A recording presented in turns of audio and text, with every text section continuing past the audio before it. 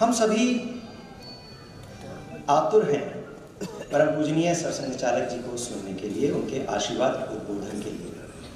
तो अधिक बाधा न बनते हुए मैं सादर आमंत्रित करता हूं परम पूजनीय सरसंघ चालक जी को। आप आए, आपके आशीर्वाद उद्बोधन करने का तत्पर करें।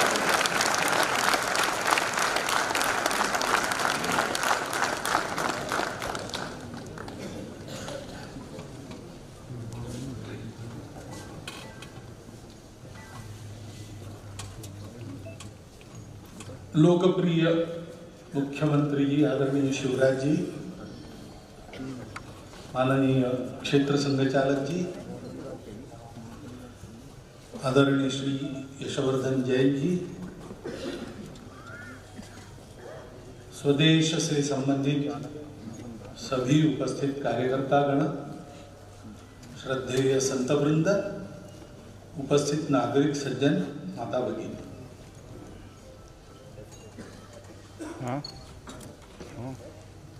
स्वदेश को 50 वर्ष पूरे हुए। मुझे बहुत संतोष हुआ कि इसका वर्णन करते समय तारी जी ने स्वदेश के 50 वर्ष नहीं कहा, उन्होंने कहा ध्येयनिष्ठ पत्रकारिता के 50 वर्ष।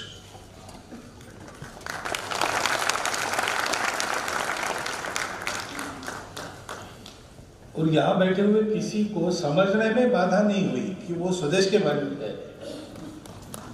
और मुझे लगता है बाहर भी अगर हम कहेंगे, ग्वालियर शहर में या मध्य भारत में, उत्तर प्रदेश के 2 शहरों में, क्योंकि अभी और प्रसिद्ध होना है स्वदेश को, कि भाई ध्येयनिष्ठ पत्रकारिता के 50 वर्ष पूरे हुए, तो लोग यही समझेंगे कि स्वदेश के 50 वर्ष पूरे।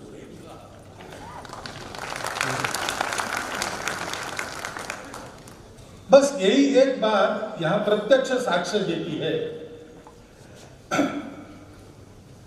कि जिस संकल्प से पूजनीय सुदर्शन जी के आशीर्वाद से और अटल जी, राजमाता जी, माणिकलाल जी वाजपेयी जी जैसे तपस्वी पत्रकार, इन सबके सदाशय से ये शुरू हुआ है।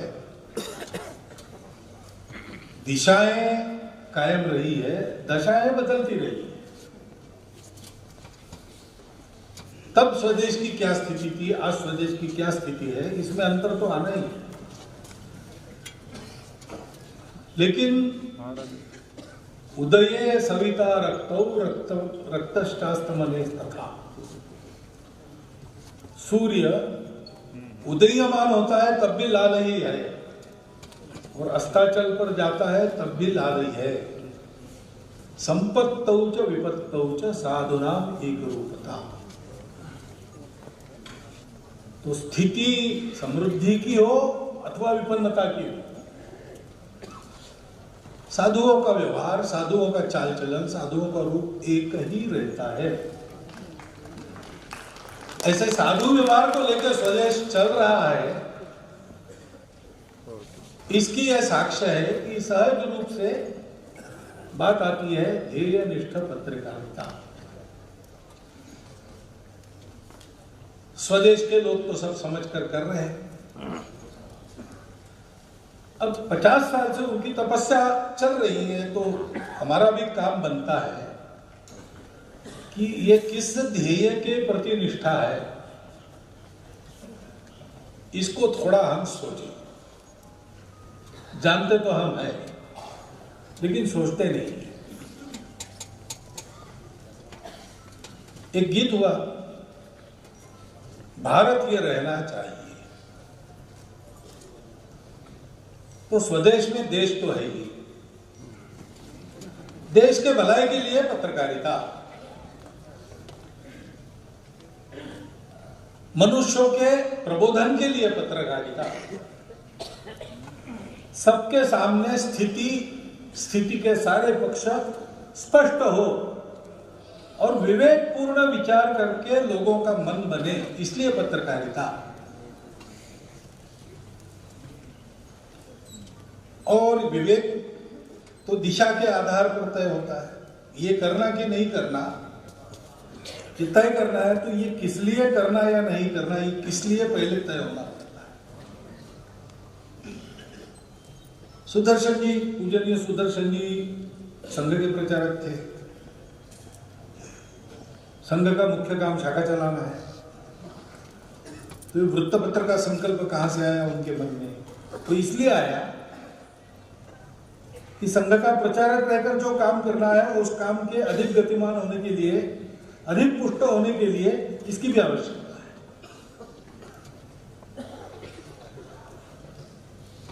जो अभी मैं घोष शिविर में आया, आज सुबह मैंने उनको बताया कि वादन करना है, वादन उत्कृष्ट करना है, लेकिन वादन किस लिए करना है? हम प्रोफेशनल कलाकार नहीं है, हमारा ऑर्केस्ट्रा नहीं है। पहले लोगों ने ऐसे ही समझा, तो डॉक्टर हेडगेवार के पास संदेशा भी भेजा कि भाई हमारे घर में विवाह है, तो आपका बैंड बहुत अच्छा है, थोड़ा ये वो भी है। तो डॉक्टर साहब को समझाना पड़ा कि भाई ये बैंड यानी प्रोफेशनल बैंड वाले पैसा कमाने के लिए नहीं है, ये देश को बनाने के लिए। ऐसा स्वदेश को भी समझाना पड़ेगा, और जिनको समझाना पड़ेगा समझाना पड़ेगा। लेकिन हम लोग यहाँ आए हैं तो हम स्वदेश के हितैषी हैं, हम थोड़ा समझ लें। जोश जोश में बहुत बातें होती है, अभी थोड़ा होश की भी आवश्यकता है। जैसे शिवराज जी ने कहा कि अब ध्येयनिष्ठ पत्रकारिता का युग शुरू हो गया है, और वो जो व्यावसायिक या पथभ्रष्ट ऐसी पत्रकारिता एक चलती है, ऐसा सुनते हैं, उसके दिन लग गए।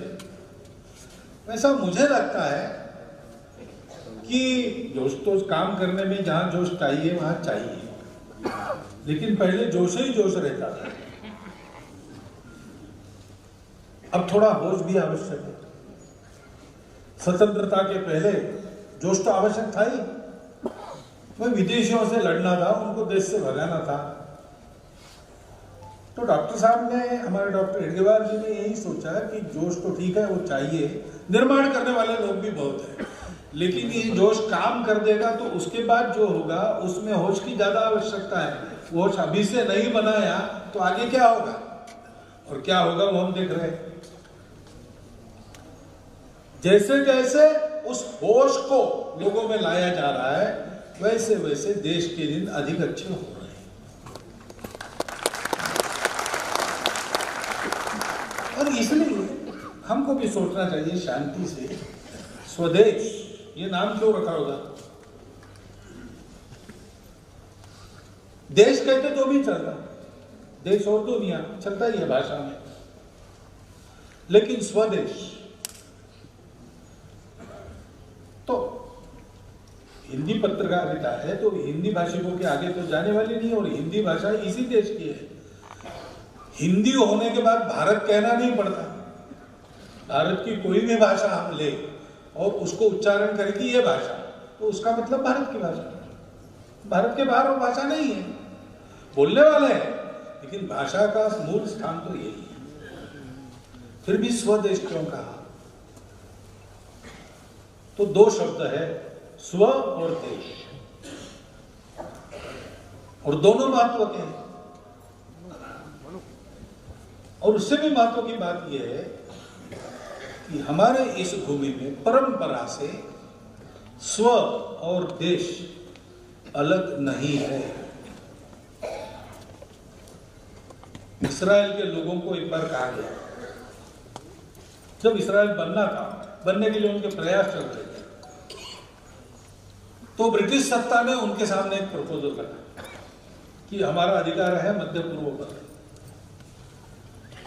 और हमको ये दिखाई देता है कि आप वहां जाएंगे तो बड़ा संघर्ष होगा, खून की नदियां बहेगी, तो हम आपको, हमारा अफ्रीका पर भी अधिकार चलता है, हमारे साम्राज्य पर तो सूर्यास्त नहीं होता है। तो हम जितनी आपकी कल्पना है इस्राएल की लंबाई चौड़ाई की, उतने ही क्षेत्रफल का अफ्रीका का प्रदेश आपको दे देते हैं। सागर किनारे को लगकर जो है वो भी दे देते हैं। इस्राएल तो रेगिस्तान है, अफ्रीका की कुमारी भूमि है, बहुत दिनों से वहां किसी ने कोई खेती वेती की नहीं, तो बहुत उपजाऊ भूमि है। तो अच्छी भूमि, पर्याप्त भूमि, आपने जो बताया उससे अधिक भूमि, और पुराने इस्राएल के पास सागर किनारा वगैरह था, वो भी सब हम आपको दूसरी जगह देते हैं। आप वहां जाके करो तो यहाँ झगड़ा टल जाएगा, संवाद टल जाएगा, हिंसा नहीं होगी। इस्राएल के लोगों ने कहा कि मातृभूमि नहीं बदली, उस भूमि के साथ हम जुड़े हैं। अब यहूदी व्यक्ति को इस्राएल से अलग किया जा सकता है कि नहीं किया जा सकता? सारा का सारा उनका सांस्कृतिक इतिहास इस्राएल की भूमि में हुआ है। वैसे भारत में भी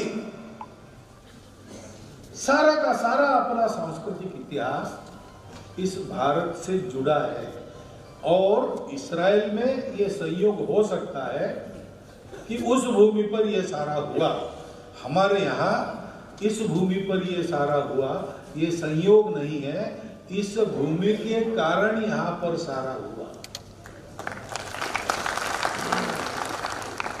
हमारा स्व क्या है? हम हिंदू हैं, ये हिंदुस्तान है, यहाँ परंपरा से हिंदू लोग रहते आए हैं। जिस जिस बात को हिंदू कहते, उन सारी बातों का विकास इस भूमि में हुआ है,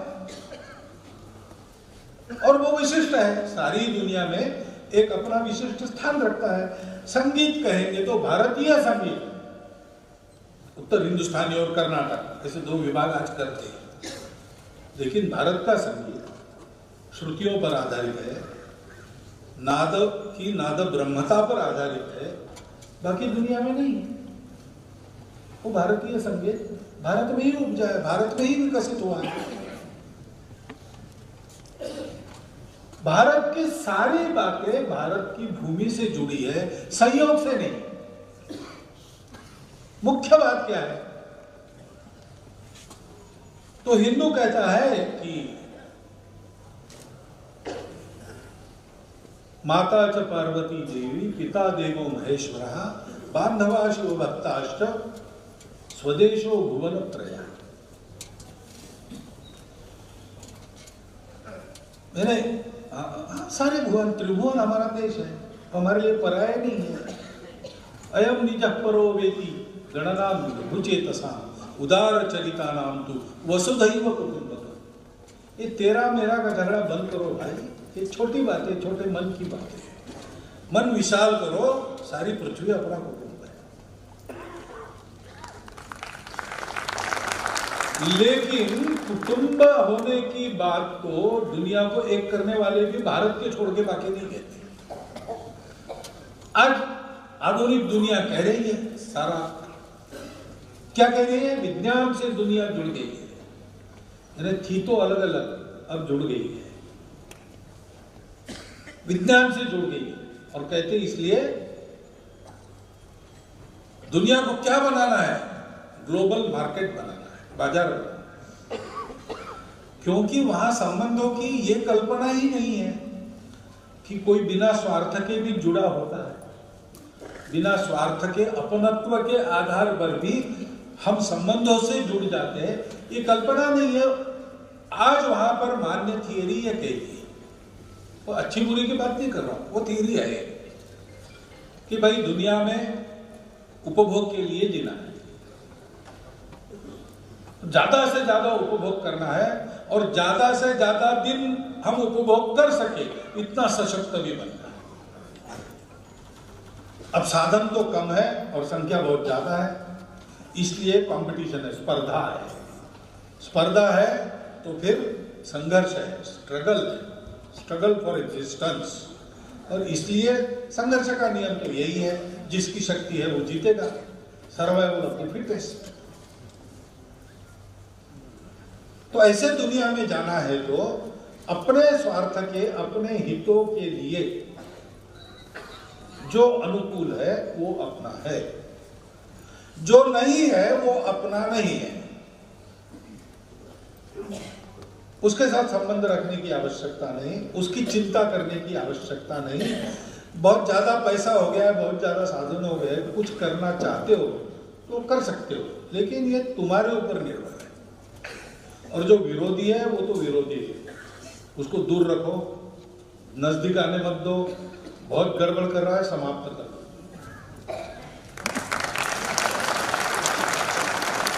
ये तालियां बजाने को क्या हो गया? ये मैं पश्चिम का विचार बता, हमारा नहीं थी। दुनिया में, भगवान की बनाई दुनिया में, हम जिस दुनिया से सब कुछ लेते उस दुनिया में नष्ट करने लायक कुछ है तो हमारे यहाँ ये विचार आता है कि अपने मन के विकार नष्ट करो, और वहां पर ये विचार आता है कि बाहर का सब नष्ट करो जो तुम्हारे, क्योंकि संबंध नहीं, संबंध स्वार्थ का है, स्वार्थ के लिए उपयुक्त है वो रखो। अब कुछ दिन पहले आए बहुत बड़े सज्जन अमेरिका के, और उनका भारत और अमेरिका की दोस्ती एकदम प्राकृतिक नैसर्गिक बात है, होनी ही चाहिए, सहज बात है। देखिए भारत और अमेरिका मिलकर व्यापार करेंगे तो कितना बड़ा होगा, ऐसा होना चाहिए, ये एक करार होना चाहिए, ये दोस्ती होनी चाहिए। यहाँ अमेरिका को आने देना चाहिए, वहां हम भारत को आने देंगे। और देखिए दुनिया में लोकशाही मनोवृत्ति वाले मुख्य देश तो यही दो है, इनकी दोस्ती हो जाए, इनका सामरिक सहयोग हो जाए तो कितना अच्छा होगा, सब आतंकवाद वगैरह बंद हो जाएगा। इसलिए हम भारत को ये देंगे, भारत से ये चाहेंगे। लेकिन हर बार वो ये सारा बता के उन्होंने सामरिक विषय में बोला, व्यापारिक विषय में बोला, और कई विषयों पे उन्होंने बोला, और हर बार एक विषय रखने का तो कहते थे, provided our American interest are protected, हमारे अमेरिकन स्वार्थ या हित सुरक्षित है तब तक ही, और अगर नहीं है, भारत के हित में कोई बात करने के लिए अमेरिका को थोड़ा सा त्याग करना पड़ता है तो वो त्याग नहीं करेगा, भारत का त्याग करेगा। ये वहां की थियरी है, और है, इसको अच्छा बुरा मैं नहीं कहता, दोष बिल्कुल देता नहीं, मैं टिप्पणी टीका नहीं कर रहा हूं, मैं बता रहा हूं कि ऐसा विचार है, क्योंकि उनको जोड़ने वाला कुछ नहीं है तो उनको स्वार्थ के आधार पर ही जोड़ना पड़ता है, और स्वार्थ के आधार पर ही तोड़ना पड़ता है। लेकिन भारत के पास वो नहीं, भारत के पास एक सत्य है, भारत के पास सत्य ऐसा है कि संपूर्ण विश्व का अस्तित्व एक है। अरे इतना अलग अलग दिखता है, बीच में बड़े बड़े सागर है, बड़े बड़े पर्वत है, आदमी इतने प्रकार के हैं, एक का दूसरे को समझ में नहीं आता, रंग अलग, भाषा अलग, पंथ, अरे बस सब अलग अलग है, दिखता है, लेकिन वो रूप एक का ही है। ऊपर ऊपर सब अलग अलग है, उसमें से तो जाना पड़ेगा, लेकिन ध्यान में रखकर जाना पड़ेगा कि अलग अलग दिखता है लेकिन सारा एक है। इसलिए उस एकता को प्राप्त करो तो सब समस्याएं समाप्त हो जाएगी, शाश्वत सुख मिलेगा, कभी फीका न पड़ने वाला सुख मिलेगा, जिस सुख के दौड़ में सारी दुनिया निरंतर भाग रही आदिकाल से अब तक, वो सुख घर बैठे तुम्हारे पल्लू में हाजिर हो जाएगा। तुम्हारा जन्म उपभोग के लिए नहीं है, तपस्या के लिए, उसको प्राप्त करो। और इसलिए उसमें से जाना है तो संयम पूर्वक, उपभोग नहीं, संयम का मंत्र है। पर सब क्यों करना है? क्योंकि भाई हम एक है। तुम्हारा जीवन तब तक चल सकता है जब बाकी सबका जीवन चले, और तुम्हारा जीवन इसलिए चल रहा है कि बाकी सबका जीवन चले, और इसलिए तुमको उस प्रकार से जीना पड़ेगा। कोई तुम्हारा पराया नहीं है, सब घट में राम है। जो तुमको अच्छा लगता है वही बाकी लोगों को अच्छा लगता है। बाकी लोगों को जिस बात से दुख होता है उस बात से दुख होता है जिस बात से तुमको भी दुख होता है। इसलिए जो तुमको खराब लगता है ऐसा व्यवहार दूसरों के साथ मत करो। ये सारी बातें इसलिए है कि हमारे ऋषियों के पास वो सत्य मिला, और सत्य ही कहता है कि सब हम ही हैं। तो उन्होंने सोचा कि ये जो हमको मिला है शाश्वत सुख का निदान है, कभी न फीके पड़ने वाले सुख का दाता है, तो इसको तो सबको देना चाहिए, सारी दुनिया में देना चाहिए। तो अकेले का काम नहीं है, संपूर्ण विश्व में जाना, सबको देना। पहले उसके लिए एक देश को, एक समाज को व्रतस्थ बनाकर खड़ा करना पड़ेगा। इसलिए उनकी तपस्या से, कठोर परिश्रम से सारे भारत में हिंदू समाज ऐसा बनकर खड़ा हुआ, जब हिंदू समाज उसका नाम भी नहीं था। भद्रमिच्छन्त ऋषियस्वर्विदा तपो दीक्षाम उपसे दुरग्रे ततो राष्ट्रम बलम ओजश्च जाए। भारत का जन्म हुआ स्व के लिए, और भारत का जन्म स्व के लिए भारत के ही कारण हुआ, क्योंकि ये हमारे यहाँ हुआ, बाकी जगह क्यों नहीं हुआ? क्योंकि हमारा भारत ऐसा है, सुजल सुफल मलयज शीतल है, और पश्चिमोत्तर, उत्तर और पूर्वोत्तर सारा कुछ ऊंचे पहाड़ों से सुरक्षित है, और दक्षिण पश्चिम, दक्षिण और दक्षिण पूर्व अथांग सागर से सुरक्षित है। पुराने जमाने में इसको लांघकर भारत पर आक्रमण करने की कोई इच्छा भी किसी का मन में होती नहीं थी, क्योंकि साधन ही नहीं थे, कुछ मालूम भी नहीं था बहुत लोगों को भारत वास्तव में है क्या, और इसलिए हम लोग अंदर सुरक्षित हैं। और अंदर समृद्धि होने के कारण हमको चिंता नहीं थी, जीने के लिए स्पर्धा वगैरह हमने बिल्कुल देखी ही नहीं, भरपूर है, जितना खाना है खाओ, कोई चोरी चपाटी कपट छल करने की जरूरत नहीं, सबके लिए है। और इसलिए आ गया कोई भूला भटका बाहर से, तो हम कहते थे आ जाओ भाई, बैठ जाओ, इतने लोग खा रहे हो, तुम भी खाओ।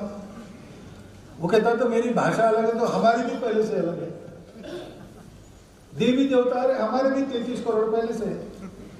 जन्म विभ्रति बहुधा विवाचसम नाना धर्माणम पृथ्वी यथोकसम, ऐसे हम थे, और लोगों के से जीवन के लिए झगड़ा करना पड़ता है, इसकी अनुभूति नहीं थी, क्योंकि भारत भूमि ऐसी थी, और इसलिए हमको फुर्सत भी मिली और सद्भावना भी मिली। तो हमने जो सोचा सबके भलाई के लिए ही सोचा, और उसके कारण हम जो बने वो ऐसे बने कि विश्व का हर देश दिग्भ्रमित हो लड़ता है, सत्य की पहचान करने इस धरा के पास आए। भूमि यहां हर दलित को पुचकार दी, हर पतित को उद्धार दी।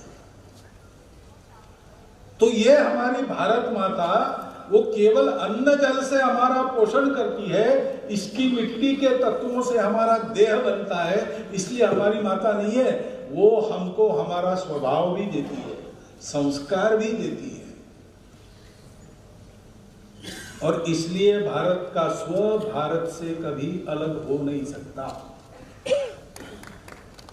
आज जिसको हम हिंदू धर्म कहते हैं, हिंदू संस्कृति कहते हैं, हिंदू समाज का आचरण कहते हैं, हिंदुत्व कहते हैं, उसके मूल में ये तत्व है। इसको लेके 4 मूल्यों की व्याख्या है भागवत में। धर्म, सारी दुनिया को धर्म देना है, तो धर्म क्या है? सत्य, करुणा, शुचिता और तपस। इन 4 मूल्यों पर आधारित जीवन, वह जीवन है जो सारी दुनिया को देना है। ऋषि ने हमारे संपूर्ण समाज को उस समय स्वयं कठोर परिश्रम करके तैयार किया। कितने लोग लगे होंगे? आज हम जिनको घुमंतु कहते हैं ना, ब्रिटिशों ने जिनको अपराधी करार दिया था, और उसमें से कुछ को हमने उस बेड़ी से स्वतंत्रता के बाद मुक्त किया, तो नोटिफाइड कहा। ये सारे के सारे घुमंतु लोग उस ऋषियों के अभियान के कार्यकर्ता है, जो एक एक झोपड़ी तक सरल शब्दों में आचरण लायक उपदेश के तत्वों से सबको शिक्षित करना, सबको मूर्तिमंत धर्म का आचरण करने वाला व्यक्ति बनाना। ये जो अभियान चला होगा अपने देश में, उसमें उसकी शारीरिक विधा का प्रचार करने वाले, उसकी जड़ी बूटी की विधा का प्रचार करने वाले, उसमें धातु शास्त्र का प्रचार, ऐसे ये सब घुमंतु लोग हैं। वो व्रतस्थ होकर, घर छोड़कर, जानबूझकर निकले समाज के स्वास्थ्य के लिए, समाज को ध्येय देने के लिए, समाज को जीवन का गौरव बोध देने के लिए। आज भी कर रहे हैं, आज अब वो तो बोध रहा नहीं, लेकिन अपना काम करने के लिए निकलते तो पहले भगवान की पूजा करके निकलते, अपने अपने देवी देवता। कितना बड़ा अभियान चला होगा। भारत के कारण वो भारत अपने स्व के साथ खड़ा हुआ, वो मूल है हिंदुत्व का। इसलिए हिंदुस्तान हिंदुओं का देश है, हिंदू राष्ट्र है। और ये हिंदू भारत से अलग नहीं हो सकता और ये भारत हिंदुओं से अलग हो नहीं सकता। यही तर्क है उसके पीछे। भारत छोड़ के हिंदुओं का इतिहास क्या लिखे और हिंदू को छोड़ के भारत का इतिहास क्या लिखे? अंग्रेजों ने लिख डाला। क्या मिलता है उसमें? हम इतने सारे लोग यहाँ बैठे, हमारे देश में अपने आप को जो हिंदू कहते हैं उनके सहित 15 पीढ़ी के पहले हमारे पूर्वज नहीं थे ऐसा सबको लगेगा। ऐसा वो अंग्रेजों का लिखा इतिहास है, क्योंकि उसमें हिंदू नहीं है। हिंदू नहीं है तो भारत भी नहीं है। फिर यहाँ आज अपने आप को मुसलमान कहने वाले किन से हुए पता नहीं, उधर से तो नहीं हुए और इधर नाम नहीं। ये दुविधा होती है, हिंदू के बिना भारत नहीं, भारत के बिना हिंदू नहीं। और इतिहास देखो, हिंदू भाव को जब जब भूले आई विपद महान, भाई टूटे धरती खोई मिटे धर्म संस्थान। और क्या, भारत टूटा, अभी अभी टूटा। क्यों टूटा? पाकिस्तान हुआ, क्यों हुआ? तो हम हिंदू इस भाव को भूल गए, वहां के मुसलमान भी भूल गए। और हिंदू अपने आप को मानने वाले की संख्या कम हो गई, ताकत कम हो गई। पहले ताकत कम हुई, फिर संख्या कम हुई, और इसलिए वो पाकिस्तान भारत नहीं रहा, हिंदुस्तान नहीं बना। कह सकते थे कि तुम अपने आप को हिंदुस्तान मत कहो, वेद हमारे यहाँ हुए, संस्कृत का व्याकरण हमारे यहाँ लिखा गया है, जिससे तुम्हारा हिंदू नाम तुम लगाते हो वो सिंधु हमारे यहाँ है। तुम हिंदू मत बनना, भारत मत बनना, हम बनेंगे, तुम दूसरा नाम ले लेना, ऐसा वो कह सकते थे। उन्होंने ऐसा नहीं किया, क्योंकि उनको पता था कि हिंदुस्तान कहेंगे तो भारत आएगा और भारत कहेंगे तो हिंदुस्तान आएगा, हम पाकिस्तान ठीक है।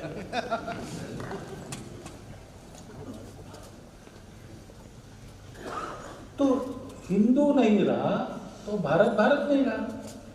किसी को भी देख लो जो अखंड भारत में था और आज नहीं है, और अपने देश में भी देख लो कहाँ कहाँ गड़बड़ है, कहाँ कहाँ अस्थिरता है, कहाँ कहाँ देश की अखंडता एकात्मता को खतरा है, कहाँ कहाँ पर सामाजिक और आर्थिक समस्याएं बड़ी तगड़ी है। आप देखेंगे हिंदुओं की संख्या कम हो गई, हिंदुओं की शक्ति कम हो गई, या हिंदुत्व का भाव कम हो गया। इतिहास सिद्ध, तर्क सिद्ध, अनुभव सिद्ध बात है, भारत हिंदुस्तान है। हिंदू और भारत अलग हो नहीं सकते। भारत को भारत रहना है तो भारत को स्व का अवलंबन करना पड़ेगा, हिंदू रहना ही पड़ेगा। और हिंदू को हिंदू रहना है तो भारत को एकात्म और अखंड बनना ही पड़ेगा।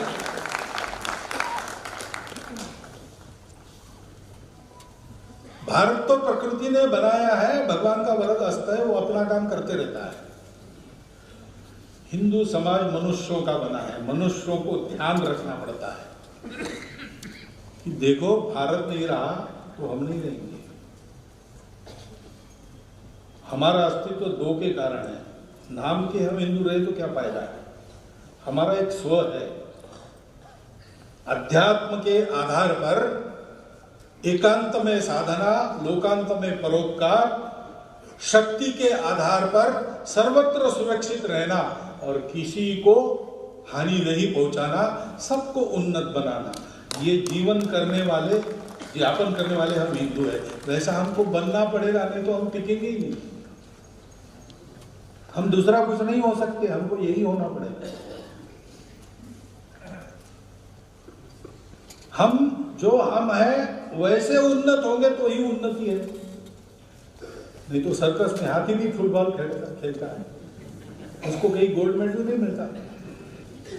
हाँ, टिकट निकाल के तमाशा देखने हम लोग जाते हैं, लेकिन हाथी की उन्नति उसको नहीं कहते। बंदर साइकिल चलाते, वो उन्नति नहीं है भैया। शेर बकरी के साथ भोजन करता है, उन्नति नहीं है। शेर तो जंगल में शेर है, सर्कस में शहर नहीं है। से हिंदू को भी हिंदू भाव से चलना पड़ेगा, और हिंदू भाव से चलना है तो भारत को एकात्म अखंड सुरक्षित रखना ही पड़ेगा। और इसलिए जब हम कहते हैं कि स्वदेश, तो इन दोनों बातों का ध्यान रखना पड़ता है। इन दोनों बात को ध्यान रखा इसलिए हम रहे। और मोहम्मद इकबाल को भी एक जमाने में कहना ही पड़ा था ना, यूनान मिस्र रोमा सब मिट गए इलाहा से। कुछ बात है कि हस्ती मिटती नहीं है हमारी। वो हस्ती क्या है? वो हस्ती यही है, स्व और देश। लेकिन अंग्रेज आए तब उनको एक बात ध्यान में आ गई, तो उन्होंने चाल चली। उन्होंने हमको अपने स्व से दूर कर दिया। अरे तुम्हारे पूर्वज क्या थे? फालतू जंगल में गांजा वांजा पी के भेड़ बकरी चराने वाले थे, बड़बड़े ऐसी बड़बड़ की उसको ग्रथित करके तुमने वेद बना दिया। वो कोई मतलब नहीं, अर्थ भी नहीं लगता उसका ठीक से। कोई रण गौरव धन गौरव उन्होंने प्राप्त नहीं किया। सब कुछ तुमने जो किया है वो यही किया है, एक के बाद एक लोग आए, तुमको पीट कर राजा बनते चले गए, तुम उसकी बाबूगिरी हुजूरी करते रहे। ये तुमको सबसे अच्छा आता है, हम तुमको और अच्छा सिखाएंगे, तुम ऐसे ही बने रहो। और भारत के बारे में, भारत में बाहर से आए भी सब लोग। वो जो अफ्रीका से आए थे ना, वो जंगलों में आकर बस गए। फिर द्राविड़ आए, उन्होंने उनको अंदर भगा दिया। फिर आर्य आए, उन्होंने द्राविड़ों को भगा दिया। अरे हम आए, हमने तुमको भगा दिया, तो तुम 1000 साल 2000 5000 साल पुराने डाकू हो, हम 1 2 साल 50 साल पुराने डाकू, और क्या फर्क? भारत के साथ भी हमको दूर कर दिया। भारत एक देश है ही नहीं।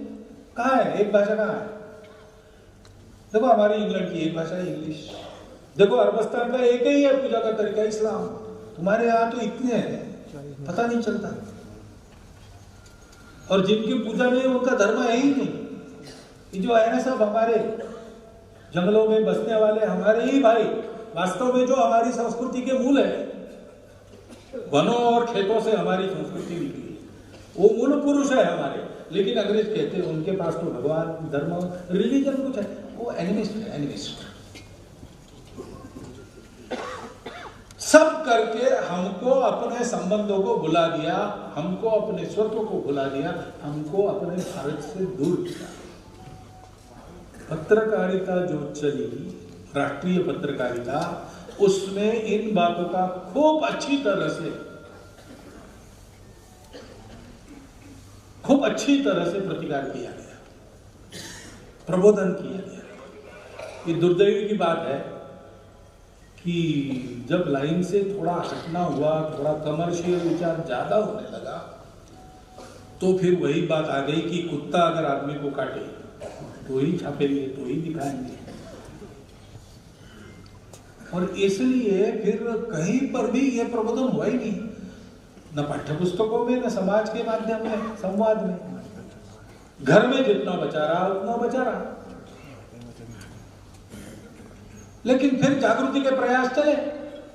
स्वामी दयानंद महर्षि, स्वामी विवेकानंद से जो प्रारंभ हुई जागृति की लहर, इनके जाने के बाद 100 साल बाद भी वो चल रही है, आगे बढ़ रही है। और ये स्वबोध की जागृति जो है, स्वदेश बोध की जो जागृति है, उसके परिणाम आज हम देख रहे हैं कि दुनिया में भारत की प्रतिष्ठा है, भारत दुनिया में बड़ा बनेगा, ऐसी भविष्यवाणी अन्य सब लोग कर रहे हैं। और भारत से नए रास्ते की अपेक्षा भी कर रहे हैं। अब उस दायित्व को हमको पूरा करना है, तो हमको इन सब बातों को ध्यान में रखकर हमको भी अपने दिमाग को साफ सुथरा फिर से बनाना पड़ेगा। ये जो हमारा दिमाग बना है, उसको अंग्रेजी में शब्द है कॉलोनाइजेशन, औपनिवेशीकरण हो गया हमारे मन का। तो अब मैं यहाँ खड़ा होकर बोल रहा हूँ, तो आपका हुआ और मेरा नहीं हुआ ऐसा थोड़ी है, मेरा भी हुआ, मैं उसी समाज से आता हूँ। तो कुछ भी सोचने के पहले हमको ये सोचना पड़ेगा कि मेरा औपनिवेशीकरण जो हुआ है उसको मैं छोड़ रहा हूं कि नहीं, उसको अलग रख के शुद्ध अपनी स्व की दृष्टि से अपना विचार कर रहा हूं कि नहीं कर रहा हूं। और इसलिए उस स्व का ज्ञान, हमारे देश का ज्ञान, उसकी एकात्मता, अखंडता के सूत्र का ज्ञान, ये सारी बातें, उसका प्रबोधन व्रतस्थ होकर चलना आवश्यक है। जब ये देश खड़ा हुआ प्राचीन समय में, इतिहास पूर्व काल में, तो ऋषियों के इतने कठोर परिश्रम से समाज के बड़े बड़े वर्ग ऐसे हो गए जिन्होंने घर बार छोड़ दिया, जो घूमते रहे, घर घर जाते रहे, घर घर बातें बताते रहे। इतना बड़ा उद्यम चला, तब देश निर्माण हुआ। थोड़ा सा बैठ गया है तो उसको खड़ा करने के लिए इसका एक 1/4 हिस्सा तो काम करना पड़ेगा भाई। वो काम करने के लिए प्रेरणा उत्पन्न करना, आवेश उत्पन्न करना, ज्ञान उत्पन्न करना, बोध उत्पन्न करना, ये काम आज समाज को शिक्षित करने वाले सब माध्यमों का है। घर में माता पिताओं का है, विद्यालयों में शिक्षकों प्राध्यापकों का है, समाज में समाज के संवाद माध्यमों का है, लोक कलाओं से लेकर तो सोशल मीडिया तक। इस स्वबोध से प्रेरित होकर काम करना है तो फिर असर नहीं होता, कष्ट आते ही हैं। जो खराब काम है वो बहुत सरलता से हो सकता है, अच्छा काम करना है तो प्रवाह के उल्टा चलना पड़ता है। विपत्ति आती है, कष्ट आते हैं, सब आते हैं। न्याया पथ प्रविचलन्ति पदम न धीरा। न्याय का मार्ग, सत्य का मार्ग, जो धीर लोग होते हैं बिना उसको छोड़े चलते हैं। 1857 से स्वतंत्रता के लिए प्रयास चले, 75 वर्ष हम कर रहे हैं, उसके समारंभ कर रहे हैं। क्या 1857 में क्या सोचा होगा? झांसी की रानी के अंतिम क्षण में उसने क्या सोचा होगा? क्या वो दुखी हुई होगी कि भाई इतना मैं लड़ी, आखिर मैं भी मर रही हूं और झांसी भी जा रही, क्या फायदा हुआ? ऐसा सोचा होगा उसने? ऐसा नहीं सोचा। खुदीराम ने उसको माता जी दिखी तो क्या सोचा होगा? कविता है कि धीर रखो माता, धीर रखो, शोक मत करो, अभी 9 मास के बाद फिर आऊंगा, अभी जा रहा हूं, आता हूं फिर से, काम अधूरा है ना, आना पड़ेगा। अशफाक उल्लाह खान को पूछा गया, कविता लिखी है अशफाक उल्लाह खान ने, कि मैं पुनर्जन्म की बात नहीं कर सकता, इस्लाम मुझे रोकता है, मैं मुसलमान हूं, लेकिन अगर खुदा मुझे पूछे कि तुमको जन्नत चाहिए तो मैं उसको कहूंगा जन्नत नहीं चाहिए, भारत में मुझे पुनर्जन्म ही देना।